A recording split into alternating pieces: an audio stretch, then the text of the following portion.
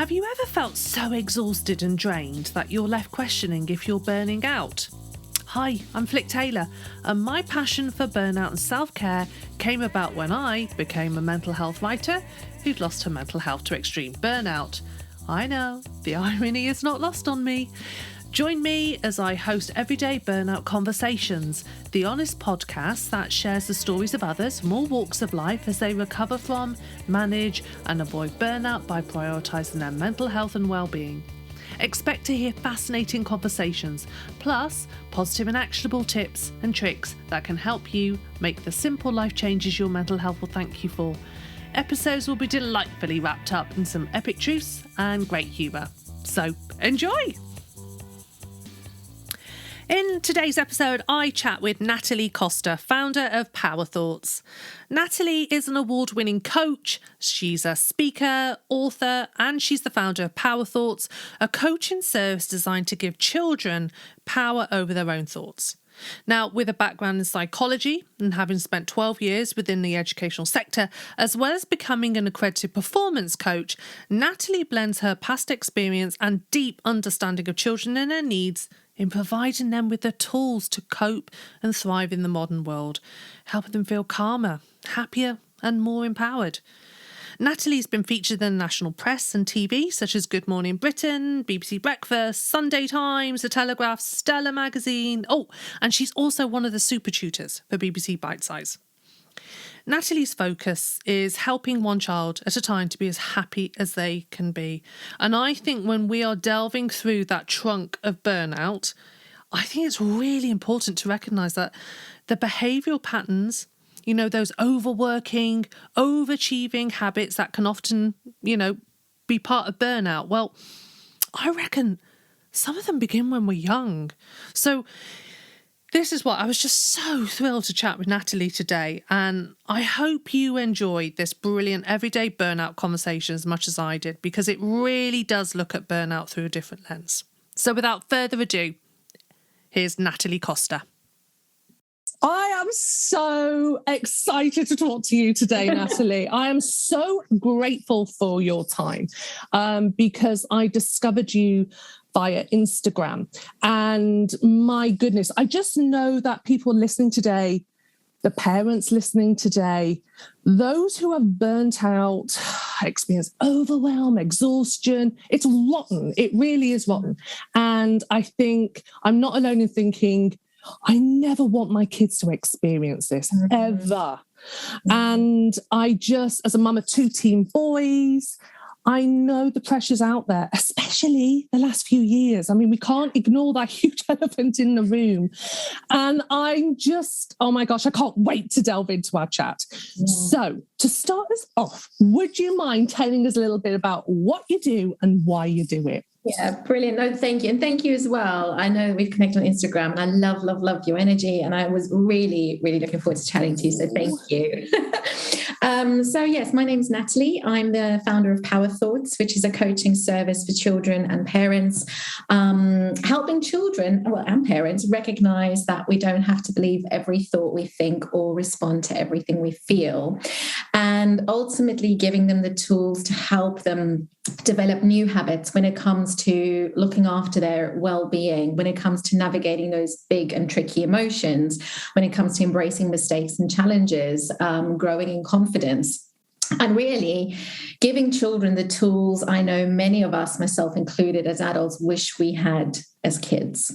Yeah. So that's a kind of in a nutshell. Amazing. It's so true. Because I love you've often said in your messaging, like parenting in the 21st century is not for the faint-hearted, and we have to be kind to ourselves because we weren't modelled the supportive, encouraging tools to deal with what's going on, like our busy modern day lives and everything. And I love that you're kind of giving us that gift straight off the bat, because I think so many parents, are they just feel so much guilt. They're not doing it right. And they're, it's the comparison thing.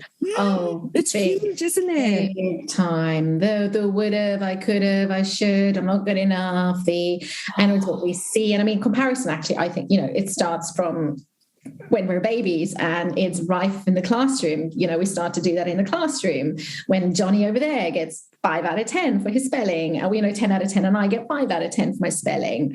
And I think obviously just in the world that we're in now, as great as technology in the digital age is, there's a lot, that fuels so much more of the comparison. It is, isn't it? Even in siblings, actually, even with my 2 boys, we are bringing them up to be completely who they are. And they're very different personalities. And then it shocks me when I'm like, oh my gosh, you're still comparing yourselves to each other. Like, no, it's fascinating, isn't it? Yeah, definitely. No, there is. I think the comparison does fuel a lot. And I think as well, in terms of, it always seems like everybody else has their stuff figured out and we don't. And I see it with kids too, the kids that I work with, that one of the workshops that I delivered recently, we were talking about feelings and, feeling angry, because so often kids think it's bad to be angry, but it's not. It's just not a feeling. But this is a group workshop session that we did, and the kids couldn't see themselves. They could just, we could just interact in the chat. But one of the takeaways, and I'll never forget, a little boy said to me when I asked at the end, so what's one thing you learned today? And he said, well, I've learned I'm not the only one that feels this way. And I think that's, because we always just assume, well, nobody else has got these self-doubts or these struggles, or it's not as hard for them. And it starts from when we're children. I remember thinking that too. Exactly. And honestly, this is why I do this podcast, because when I was burnt out, heart attack symptoms, just so face down on the floor, I didn't want the prescriptive things. I needed to know I wasn't the only one. And that's why I do this podcast, so we can share the stories. So isn't it interesting? It's just such that innate human need in us to not feel ostracized, alone, Alone. Yeah, definitely. Yeah, my goodness. Now, I can remember when I reached out to you, I was like, oh, I can't wait to talk to you. Because obviously when I lived in the UK, I worked at the Whittington Hospital on the paediatric ward, and it was fascinating, Natalie, because, we're kind of on a hill between Islington and Hampstead, and, very different. Very different. And we would have children come in and with huge mental health concerns. And, sometimes it was purely down to pressure and academic pressure and parent pressure. And I know I read some of your messaging that you said 92% of kids are afraid of failure. When I read that, I was like, oh my goodness. Yeah. I mean, well, so that, just to put it in context, that was, so when I was, so I trained to be a primary school teacher, trained in South Africa, came over to the UK. I was working in a primary school for a long time, and long story short, I ended up finding coaching, and I wanted to become a life coach. And for a while I worked with women in the evenings who wanted to make career changes, but obviously I was still teaching full-time during the day. But it just didn't click. And then I slowly started to think, well, that's really when the seed of power thoughts was planted. I was like, well, I'm working with all these stressed kids. Why am I not helping them when actually this is my world? I know this. Why am I trying to jump into the corporate sector when this is my world? And so whilst the idea was bubbling under the surface about, well, what does it look like? Because it's not mindfulness I'm doing, because mindfulness was a big thing, made its appearance. It's not technically mindfulness. This is more about mindset and thought processes and those sort of things. So I did a research or a survey in the primary school that I worked in with I can't remember how many kids there were now, but it was a one-form entry school, so there was 1 year group per class. So let's call it about, say, 450. It wasn't a massive school. And doing the survey with the children, that's when it came out that 92% of the children mentioned, I'm afraid of making mistakes, I'm afraid of getting things wrong. And I mean, it is echoed so much in the work that I do with clients now, one-to-one and in school workshops, parents reaching out saying, my child refuses to, when the minute something goes wrong, they either get really upset or very emotional, or they just simply refuse to do something, or they're too afraid to try something new. Or one little boy in particular I worked with a few years ago, I mean, his thing was, I'm such a failure, and I'm such a failure because something had happened and he failed miserably in his eyes, and he's such a failure, and he carried that with him.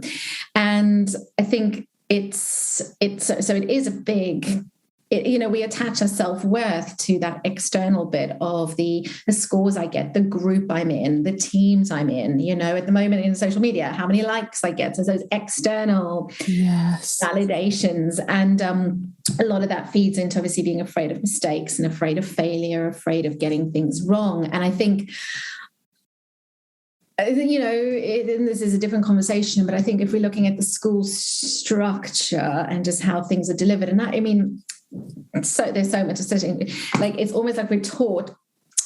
And by the way, let me just say this as well. There's some fantastic teachers that I know go very far away in terms of growth mindsets. I'm not generalizing. Yes, no, not at all. But the overall feeling, you still have to get your A stars to like you're really clever, versus if you get a D, that means you're not going to be that. The idea is, well, I'm not good at this. Yeah. And it takes a lot in terms of embracing a different mindset in terms of, okay, I didn't get this score, but that doesn't mean I'm stupid. I'm not good enough. I'm not going to be successful.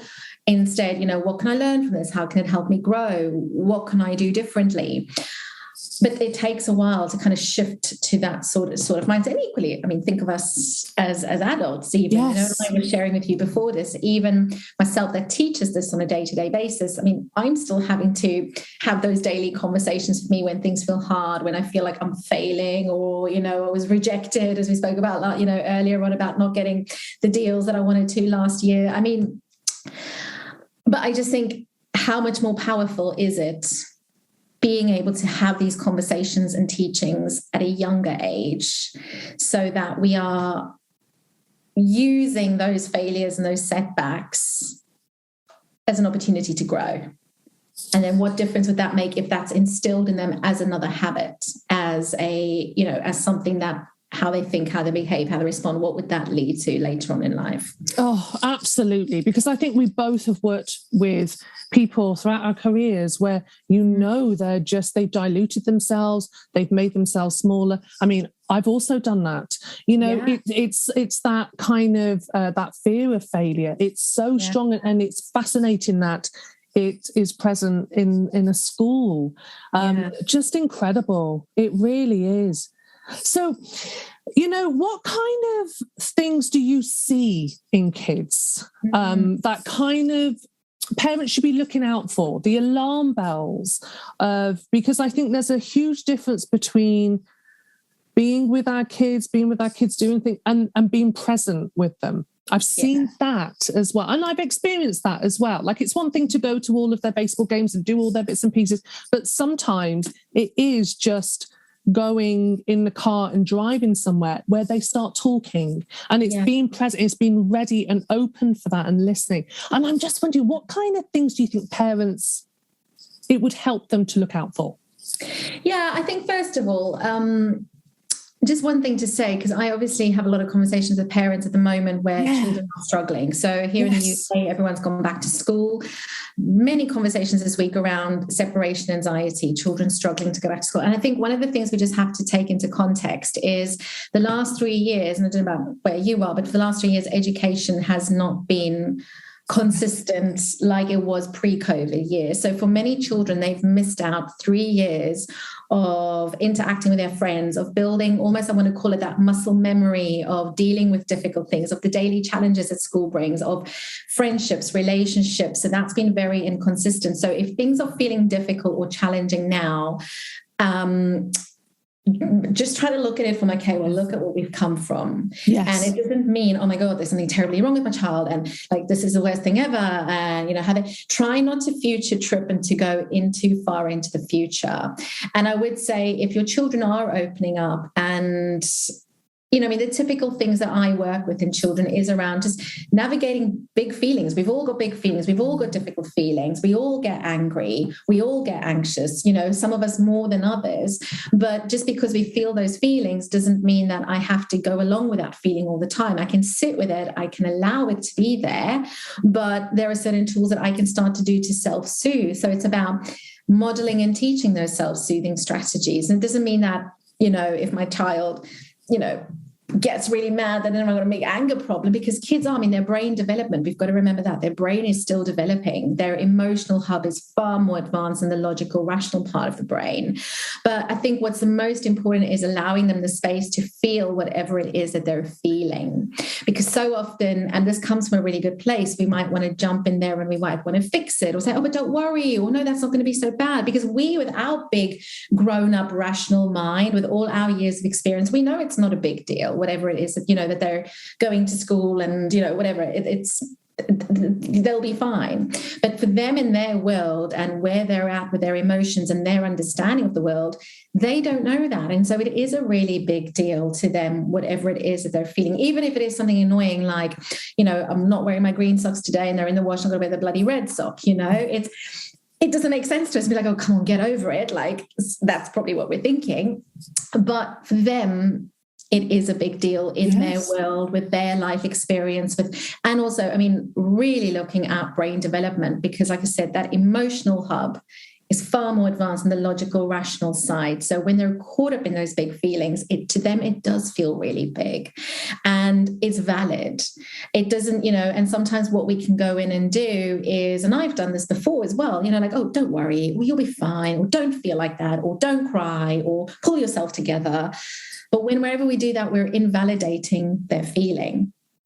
And I think, that's a really, if anything that we take from this is, how can I connect to that feeling and just validate what they feel? Doesn't mean the behavior that they do, they punch their brother in the face, doesn't mean that that's right. But I understand that you're really frustrated and angry because your brother snatched the iPad off you, and it's okay to feel angry. And when we're able to do that, we're meeting them in that feeling, and those feelings are being allowed, and it teaches them the message that I'm allowed to feel this feeling. And I think that's one of the key things, whether it is they're anxious or worried, and when you allow the space for that feeling, that's when other things will start to come up, depending on the situation. If your child opens up in the car, and then acknowledging that, allowing the space for that, and then other things come up that will obviously prompt you to direct the conversation to problem solve, or to help figure out, find out more about it. And from there, you can then take actions forward. But it's way easier said than done, especially if you're stressed, you're tired, you're doing a lot of things, and now your child's having a meltdown because, they can't wear their red socks and the green, they've got to wear the green ones. I totally appreciate that. Yeah, it's so true. Natty, every time I see your Instagram post, you're just like this beacon of light for self-compassion. Honestly, I'm just listening to you going, oh, because, and actually when I saw that post about the 3 years being disrupted, and when you think, even when our own experiences at that age, when we were at school, 3 years is a whopping amount of time to be disrupted. It really is, isn't it? And I just love the compassion that you put out there for both parents and kids, because we both know that if you wave that magic wand of compassion in any household, everyone's nervous systems are going to come down. Everyone's going to have a little bit more empathy, understanding. There's just that bandwidth for love, I guess, and self-worth, isn't there? Yes. Definitely. And use it for yourself as well. I think, if you've ever had a bad day, or you're worried about something, and somebody says to you, oh, don't worry about it, or it's not a big deal, that invalidates how you feel, and you don't feel heard, you don't feel understood. And the best thing we can do for our children is consistently let them know we get it, we understand. Like I said, it doesn't mean that you've got to get what you want. That's not what we're saying. But I understand. We're validating everything. And the more we can start to do that and hold the space for their feeling, they know that this is a safe container for them to feel the way that they are, and that it's okay to feel this way. And slowly over a period of time, that's when they start to build that sense of self-reliance, because I'm safe to feel this feeling. Whatever I'm feeling, it's safe for me to feel this. Yeah. But it does take, because sometimes we can also, feel that we're, mollycoddling our children by, oh, it's okay, I understand why you feel like it.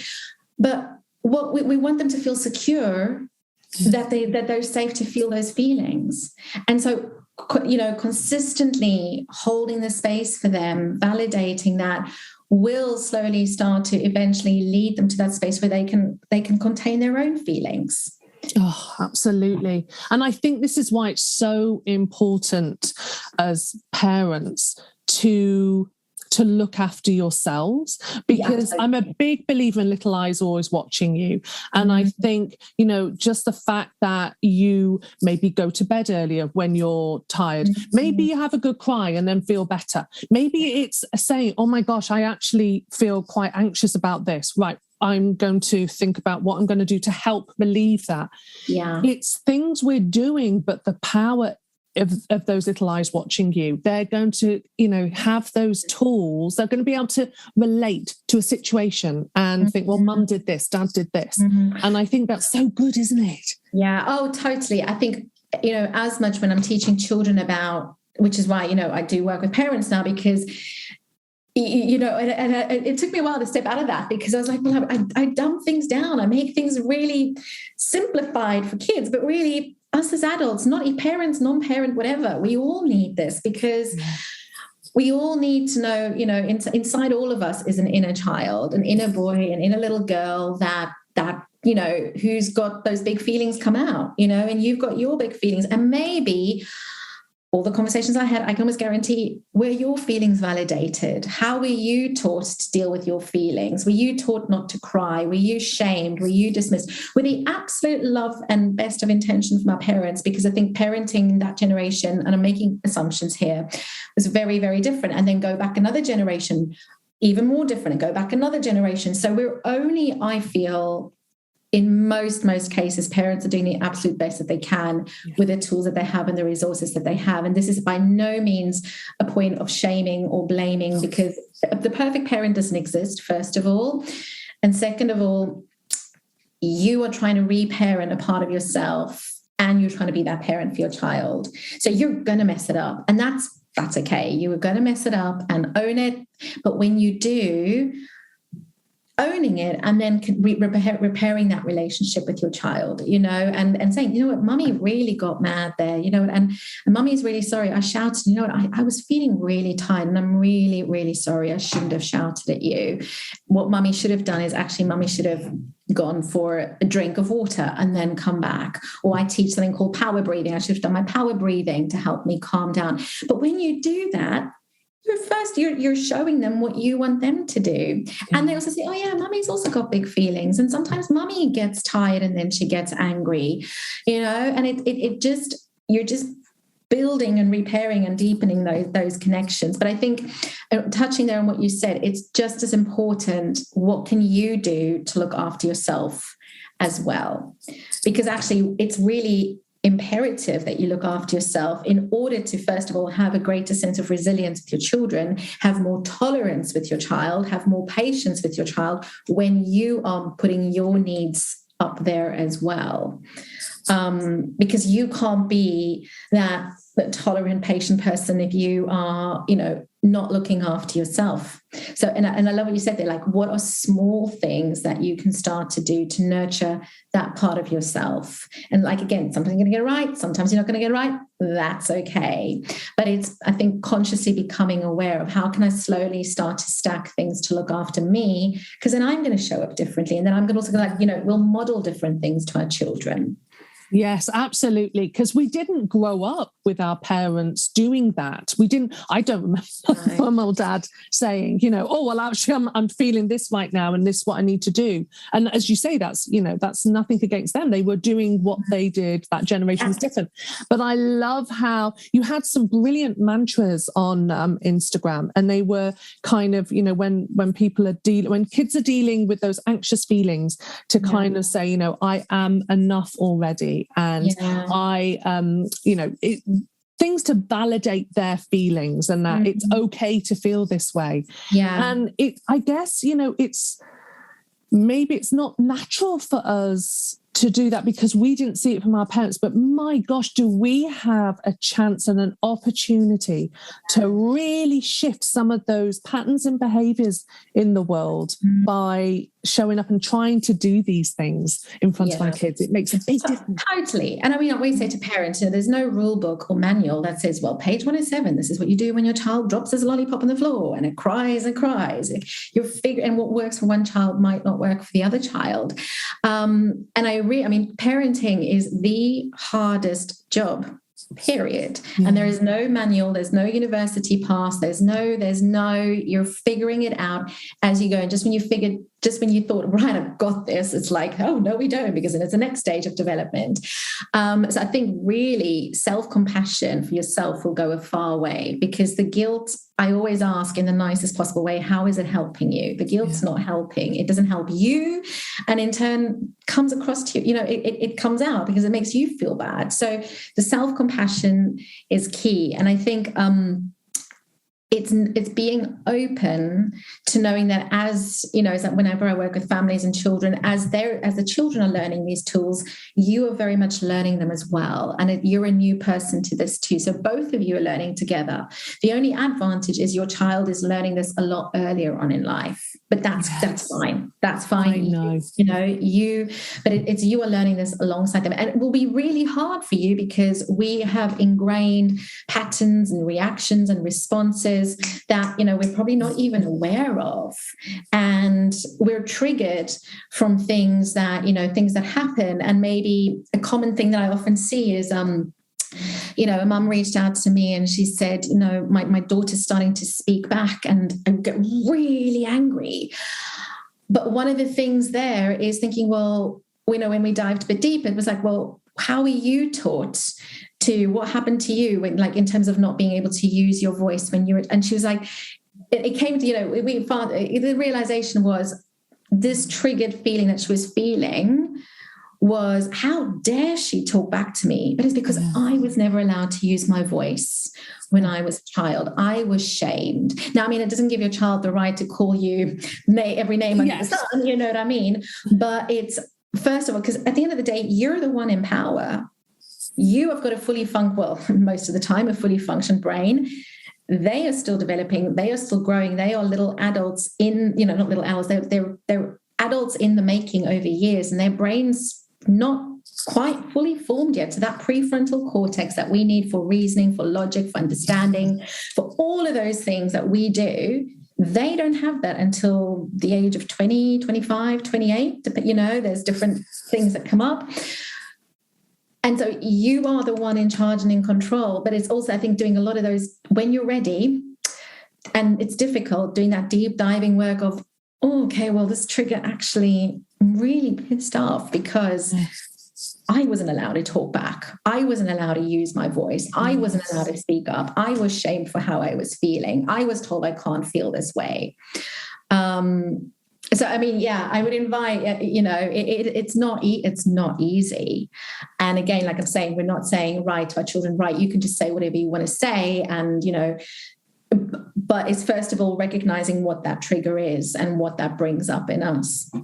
It's true, isn't it? And I think when you're a parent and you watch your child, either they're reacting, responding, doing something, it's so hard to not just want to fix it. Yeah. And I think if you can take a step back and have that real bird's eye view, not easy, it's not, and I say that, but if you can, it can really help you look at them as these little humans developing. And it's like when you go on a roller coaster, isn't it? And you like shake the bars to check actually, because you think, if I'm going upside down, I do want to make sure this works. And I do think there's an element of kids doing that, and I've seen that with both my boys. Like sometimes they'll go through a phase where I'm like, what the heck has started this? But then they'll pass through it, and it's almost like they're just testing those safety bars. Like, am I safe? Am I all right? Is it okay? So now, because there's so much going on with hormones and growth and, so much that I think if we can be teaching our kids the self-compassion through those times, it's not like we're trying to mitigate them. We're just trying to help them move through them. Yeah. But, it's so good if you can do that work yourself. Yeah. And it's hard. It's so difficult. It's so difficult. I'm not going to show it's hard. It is hard. And sometimes you don't want to do it and you go, and that's okay, because then you resolve back. But then if this is on your awareness, and I'm sure, you know, the listeners listening to this, they're into these sort of teachings and are open to this, know that it will be hard and you're not going to get it right. It's not about getting it right all the time. It's not about that, but it's about becoming, first of all, aware and recognizing, okay, where can I start to become more consciously awake of what is it that I'm doing? How am I responding? How am I behaving? What are my triggers? Because the other thing as well, two things there in terms of the fixing of things. And if naturally we want to fix, we don't want to see our children in pain, in distress, upset. But sometimes the best thing we can do is let them feel those feelings. And again, it comes down to the validation, letting them know you get it, letting them know I'm here for you. You know, what do you need? What do you want? You know, what's going to help you with this? Well, maybe not 9, but a large portion of the time, they maybe just want you to listen. Yes. And I think when we can hold the space for that feeling, and sometimes these uncomfortable feelings that our children experience might make us feel uncomfortable. And I always say, use that almost as like a bit of like a magnifying glass to see, okay, this emotion that your child's experiencing is making you feel uncomfortable. So go back and think, how was I made to feel? What does this bring? When did I feel this in childhood? Or what did this bring up for me? You know, you're going to probably get some answers there. Yes. But equally as well, along the connection and validation of what your child is feeling, just let them know I'm right here with you as you work through this problem. Because ultimately, if we're always in there fixing, we're first of all showing them like we're weakening that tolerance to sit with difficult feelings. So then we suppress them, and we, you know, as adults, we suppress, we don't deal with them, we move on, and that can sometimes easily lead to burnout, right? Because, I don't want to feel, lead to burnout. So by always trying to fix, we're lessening that tolerance, and also it's also, you know, something else that I read is like we're showing them that, you know, we don't trust them to solve their own problems by always trying to fix things. And actually that sense of self-trust, that sense of I trust myself. And obviously you're still the guardian, like don't go and let them solve all their, you know, use, you know, your discretion here. But are there maybe some problems, even though it is really difficult for them, that they can maybe solve on their own with you alongside them, which again is the hardest thing because it goes against every primal instinct you have, especially if you can see collateral damages ahead in terms of what you want to do. But all of these things over time, what we want at the end of the day are children who are able to trust themselves, have that solid sense of self-trust, who are able to sit and recognize difficult emotions and also look at how to work through them, you know, and all of these things. The only way to do that is to allow the opportunities for us to go through those messy parts. I don't know a parent who wouldn't want that for their kids. Like, it's incredible. And this is why I just absolutely adore your work, Natalie.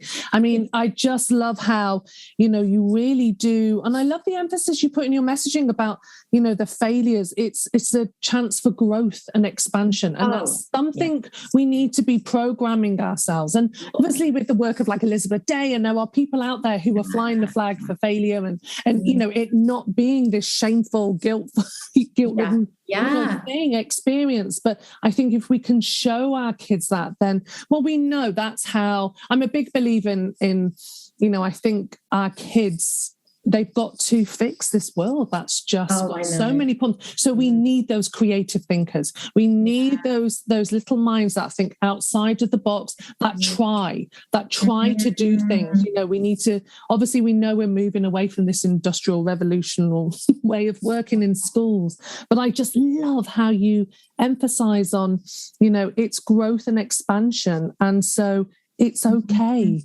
You know? And it's not going to feel good. It's not going to feel easy. I mean, just this morning I did a school workshop on the magic of making mistakes in terms of, you know, understand your brain's like a muscle and it grows and gets stronger when we do those things that feel difficult, when we make mistakes, when we learn new things. So when things feel difficult, like a client I was working with last night, you know, when it feels difficult in terms of I'm trying to use my power breathing and not get really mad at my brother, but it's really hard for me to stay in my power, or to like use some of the tools that we looked at in terms of helping her hold on to her power instead of giving her power away to the big feelings. That's really hard. But in that moment, your brain's actually busy getting stronger because it feels so hard. Or when you're doing fractions or speaking up in class or trying something new and all those things that feel difficult. But those are the opportunities that we're busy making our brain grow and get stronger. And actually, as I said, on the school workshop today, one of the boys said, I've learned to celebrate my mistakes. And that's exactly it. When you make this mistake, very easy. And I've done that before, like, oh, this is too hard. I give up. Oh, and you might be swearing and be like, but actually, yes, I've made this mistake. Why am I celebrating this? Because my brain's growing, my brain's getting stronger, I'm learning, and it's shifting that focus. And if we look at anybody who we deem to be successful in the public eye, go and look at the setbacks, the failures, the rejections, the disappointments, when they were told no, when people, even trolled them. I mean, let's move into the world of trolling and online bullying, when people bullied them online, when people said they couldn't do it. Every single person who's successful in the public eye, I feel, there might be a few of the things that have been handed to them on a platter, but majority of those people have worked hard and used those failures and setbacks and mistakes to grow and learn. Yes. And I think, it's something that I think is really important for our children to see that, it doesn't just come easy. Yes, there might be an element of talent in there. Of course, there's an element of talent, but for many of them, it's hard work. I mean, I work with a lot of boys who love football. So we're always looking at footballers and seeing, goals they've missed, teams they were kicked off, or teams that have dropped them, or when they were, growing up younger, that they weren't picked for certain teams.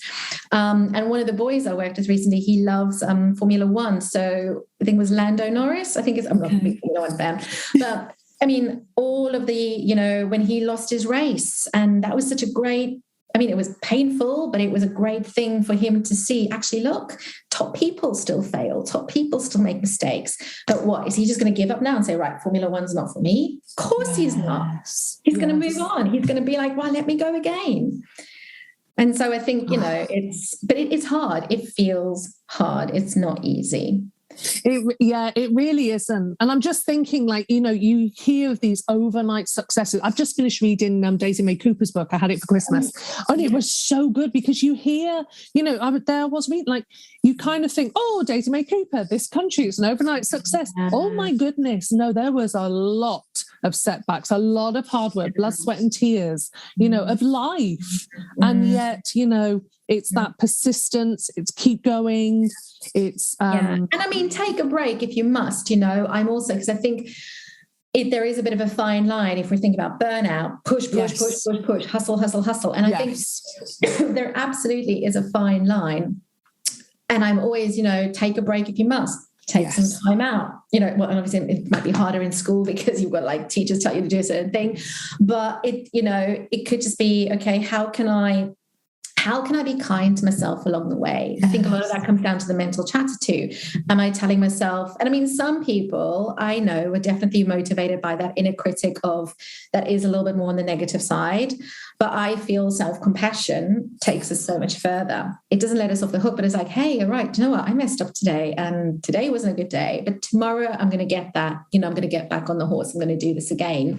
So I do think there is a fine line in terms of what are you doing to manage your energy and to, use these setbacks. And if you need to take a bit of a break from something and then come back to it, that's fine. It's funny. I can remember the Banksy quote. Wasn't it something like, learn to take a rest, not quit? I think any creatives know that feeling of, it can just feel exhausting. And actually all you need is a break. It can just be a few days, a week, but then you come back to it with just completely fresh eyes and you're restored. And it's learning to accept those breaks when we get them. And I'm just thinking for kids, if you're busy, then maybe not do so many activities after school. Work with, go with the flow of what they need right now. Yeah, I would say, and again, this kind of ties into comparison because, this child's doing this and they're doing jiu-jitsu and they're doing drumming and they're doing French and they're doing Spanish and they're doing all these extracurricular activities. And there have been children that I've worked with whose timetable is more grueling than mine, and they're kids. And I just think, where is the space, giving them that downtime? Can you maybe just lessen something on your load, on your plate and on your child's plate. And I think a lot of that comes down to trying not to compare to what other people around you. And I know this differs in different schools, different sectors, very, very, very there's certain areas that I work in that are very competitive, and we've got to get into the top school and the top tutor, and there's a lot of competition. Yeah. But also then being really honest, where does that come from? Because I often see this comes, and as a teacher as well, I used to see this as a lot of the times this is unfortunately driven by the parents. And what are those expectations? And is it, and there's a fine line. We want the best for our child. We want those best opportunities. But a stressed child is not going to learn. A stressed family is not going to thrive. And I just think we've got to balance these things, and there's no magic potion. It's different for everybody. But I think, sometimes maybe thinking, am I maybe the one putting these pressures on? And that only, which is hard, because we might have, it all comes back down to us. And I think what we have to appreciate is, our children are their own entities and their own beings. And it can be really hard if we want to try and they're their own person, just like you're your own person. And so good. It's hard. It's hard. It's not easy. It's not easy at all. No, but you're bang on. It's so interesting. I'm just thinking, like at Christmas, my son had a guitar. He's shown interest in wanting to play the guitar. He's 12. And he's been, we've got him a little chord book, and my husband plays the guitar. So he's just been, strumming along, like doing his thing, learning by himself. And at Christmas, we had someone, they said, oh, you got a guitar, so you taking lessons? And instantly, even though creatively I know, no, he needs to explore it and enjoy it and find that passion for, I instantly was like, oh, okay, I'm in a position where I can't afford lessons, and am I failing him? And could he be better if I got him lessons? And then I had to give myself a good talking to and say, no. And I kind of shared this with my husband. I was like, oh, I really felt something. Are we letting him down? And he said, no, he's enjoying it. He's learning. And the thing is, sometimes when you go down the road of those kind of forceful lessons, it teaches you to play a certain way, as opposed to that individual learning and developing their own style. And I thought, but I know that feeling. I could have gone very quickly down the road of, I'm not good enough. I can't afford these lessons. I should be doing more for him. And it was just a bloody guitar. Yeah. And I think what's so important there is focusing on your own inner chatter there. So, we spend a lot of time with children exploring their negative thoughts, those unhelpful thoughts that get in our way, but just questioning the validity of them. Yes. Am I really a bad 100%? Is it really 100% true that I'm a bad parent because I'm not investing in guitar lessons right now? Yes. How does this thought make me feel? How would I feel if I didn't have this thought? And, what would I tell somebody I love that I care about if they came to me with this? But I say to them, you're a really bad parent because you haven't invested. You would never say that. Never. It's taking the time to become aware of that. And we don't always do that because we're on autopilot. We're so on autopilot that we're not even thinking.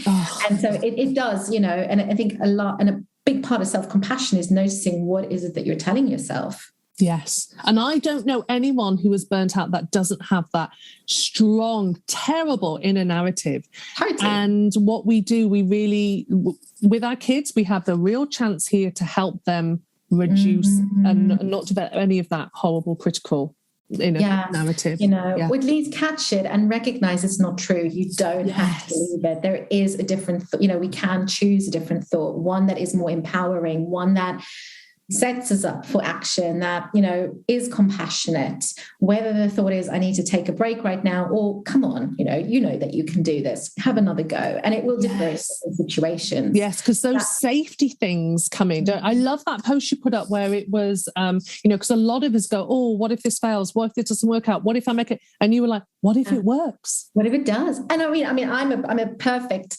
worrying is like a default to me. And it's something I'm consistently working on because I grew up as a little warrior. Anxiety is a good friend, but it is that, okay, what if, but actually, oh, hold on. What if it works out? What if I can cope? What if it does work out for me? What if things are fine? What if it's not as bad? And even if the bad stuff happens, well, I'm clearly still here. So I've dealt with some stuff, but we're still here to tell the tale. And I think we can so easily go into that future tripping of the negatives. And I mean, a great exercise if children do worry is, I mean, there's loads of things around worrying, but one that I love is just, okay, well, we explore the negatives. Let's explore those feelings, understand it's okay to feel that. But now let's play a different game. Let's explore what if it works out as well. Let's look at the other side. And instantly you'll notice a shift. Yes. And you feel it in your body, don't you? You feel it in your body. Oh my God, Natty, I could talk to you all day. Like, the world is a better place for the work you're doing. This is such a treat to talk to you. It really is. And I can't wait for more people to find your work. It's going to be incredible. It really is. You're doing amazing things. Thank you. No, I've loved it. I loved it. Chatting. It's been brilliant. Now, I've been asking my guests, if you're up for it, some quick fire, light-hearted questions, because we all answer differently. So I was wondering, on your tough, dodgy days, do you move your body or move the remote? No, body, definitely. I am so much more wanting to do the remote, but I know that the body works every time. Don't always want to. I might be growling and be like, oh, I don't want to do this. But by the end, I'm like, I'm glad I did this. Yes, fantastic. Now, are you bag of almonds or bag of Maltesers? Maltesers. Cup of tea. They're just heavenly, aren't they? I know. Got it all the way. I know. Now, do you ask for help or are you happy to hermit? Oh God, yeah. I know. I still struggle. I'm in the midst of asking for help, and it's hard. It's so hard, isn't it? I'm getting better, but oh my goodness, wouldn't it be lovely if it's just like a light switch on and off? I could just be like, okay, I can always ask for help. Oh, now today, what's the one self-compassionate thing you're going to do that you know your future self will thank you for? Well, I already did it. I really did not want to do a workout this morning, and it was freezing outside and I'd overslept a little bit. And I just thought, I can't be bothered to do anything. So I didn't go to the gym, but I did manage to do a home workout. It was still pretty tough. So I'm really glad I did it, because I could easily have said no. Well done. Little clap for that. Yeah, absolutely. Absolutely. Now, I will put in the show notes where people can find you, but I'd love you to just very quickly share about, because you've started some new programs, which I think will be fantastic. So if you could just tell us a little bit about those, please. Yeah, sure. So people can obviously find me on Instagram at powerthoughtsnc, so N for Natalie, C for Costa, or my website, www.powerthoughts.co.uk. New ways of working with me. So I offer one-to-one sessions, face-to-face sessions with children, obviously face-to-face being online, but where I take them through a program, helping them navigate big feelings, embrace mistakes, growing confidence, and all that good stuff. But I've also introduced, because the time capacity that I can work with kids is quite limited, which is after school. So I've introduced pre-recorded sessions. So I get to meet with parents. We find out what the top challenges are and concerns of your child. I go away and I pre-record sessions, which I send to you once every second week, where that you have the opportunity to go through the workshops with your child. It's quite funny, it's interactive. I've got lots of memes, lots of GIFs in there, YouTube clips, stories. I send through a power pack. There are activities that they do. If you need glitter, Play-Doh stuff, I let you know. And then you and I, as parents, once a month, we have a catch-up call to kind of troubleshoot, to hold your hand if there's any questions that you've got or any challenges that you've got. So that's another way of working me. Or if you completely want pre-recordings, we get to meet, go through the challenges, and then I create bespoke sessions for your child that you and your child can do together, and also include some pre-recorded tips for you as parents that you can use to continue supporting them, kind of give you a bit of background information. So lots of different ways, and really excited. They've been very, very well received. I received a lovely message from a mum last week saying that they've been working through the topic I sent through in terms of worries and anxiety, and she said they just paused the video and would have a chat. And she said so many things came from the conversation with her son that she's just never thought of asking him those questions. But because it was done in a playful way, where there's some things that they were laughing at, but some story prompts as well, she said it just opened up the conversations with them so much. So I do think there's a lot of power in being able to also take your time with these things, because it does take time to implement the new habits and the new strategies. So I'm really excited about that. Yeah. Oh, it's going to be amazing. I just can't wait. Everyone needs to follow Natalie, just because you're just such this lovely beacon of light and self-compassion. But I just can't wait to see what else you do, because it's just incredible. Oh, it really is. And thank you so much for your time today. I know you're busy, and I know what you share today is really going to help people. It's that huge ripple effect, So thank you so much, Natalie. Thank you. It's been an absolute pleasure. So thank you so much for having me. Yay. Okay, you take care, darling. Okay, bye. Thank you. Bye. Thank you so much for listening to this episode of Everyday Burnout Conversations. Please check the show notes for any links to items discussed today, and the original music and sound editing is by Chris Taylor. If you've enjoyed this podcast and have a spare few minutes, then it would be absolutely amazing if you could leave me a happy starry rating and review. It really does help this podcast reach a little further, and I'd just love it to land in the lap of those who, like me, last year are perhaps feeling isolated and lonely in their burnout struggle. Please note, this podcast is not intended as medical advice. Remember, you matter, so don't hesitate to reach out to your doctor or mental health professional for support if you're having a rough time. Wishing you a great week, and take good care of yourself. Bye for now.